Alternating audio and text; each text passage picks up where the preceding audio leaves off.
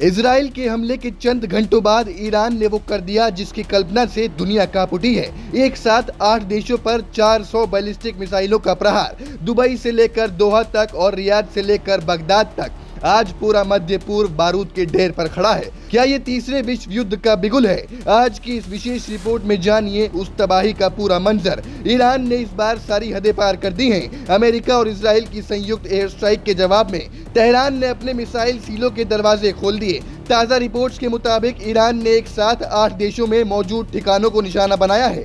इनमें Israel, Bahrain, UAE, Qatar, Saudi Arabia, Jordan, Kuwait और Iraq शामिल हैं। ईरान का मुख्य लक्ष्य थे मिडिल ईस्ट में मौजूद अमेरिकी सैन्य अड्डे। दावा किया जा रहा है कि कम से कम 7 अमेरिकी बेस पर ईरान की मिसाइलें सीधे जाकर गिरी हैं। लेकिन इस जवाबी कार्रवाई से पहले एक बेहद दर्दनाक खबर आई है। दक्षिणी ईरान में हुए हमलों में 40 बेगुनाह छात्राओं की जान चली गई। इसी गुस्से ने ईरान को इस कदर भड़काया कि उसने पूरे क्षेत्र को युद्ध की आग में झोंक दिया। अब जरा तबाही का भूगोल समझिए। यूएई के सबसे आधुनिक शहर दुबई और राजधानी अबू धाबी में धमाकों की आवाजें सुनी गई हैं। यहाँ अल दफरा एयरबेस को निशाना बनाया गया था। बहरीन में मौजूद अमेरिकी नौसेना के 5th फ्लीट हेडक्वार्टर पर भी हमले की खबर, जिसे बहरीन ने अपनी संप्रभुता पर हमला बताया है। कतर की राजधानी दोहा में तो हालात इतने खराब हुए कि लोगों के मोबाइल फोन पर इमरजेंसी वार्निंग अलर्ट बजने लगे।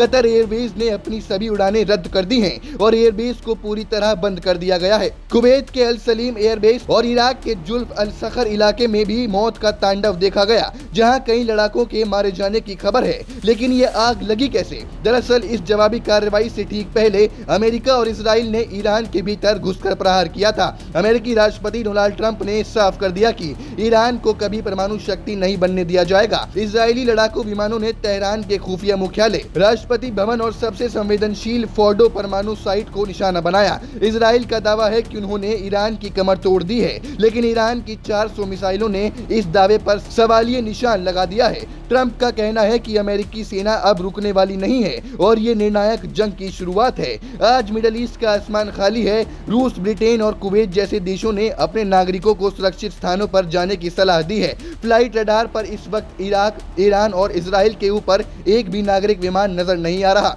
विशेषज्ञों का मानना है कि इस टकराव की असली जड़ ईरान का परमाणु कार्यक्रम और उसका बढ़ता प्रॉक्सी नेटवर्क है। इजराइल इसे अपने अस्तित्व की लड़ाई मान रहा है तो ईरान इसे अपनी संप्रभुता की। अगर ये संघर्ष यहीं नहीं थमा तो ये सिर्फ क्षेत्रीय युद्ध नहीं रहेगा, बल्कि एक वैश्विक आर्थिक और सैन्य संकट का रूप ले लेगा। तेल की कीमतें आसमान छू सकती हैं और दुनिया 2 गुटों में बंट सकती है। अगला कदम क्या होगा? क्या इजराइल अब ईरान के तेल क्षेत्रों पर हमला करेगा? क्या अमेरिका सीधा तेहरान में घुस जाएगा? ये वो सवाल हैं जिनका जवाब आने वाले कुछ घंटे तय करेंगे। फिलहाल इंसानियत कराह रही है और कूटनीति फैल चुकी है। इस महायुद्ध से जुड़ी हर अपडेट हम आप तक पहुंचाते रहेंगे। अगर आपको ये जानकारी महत्वपूर्ण लगी हो तो इसे साझा जरूर करें।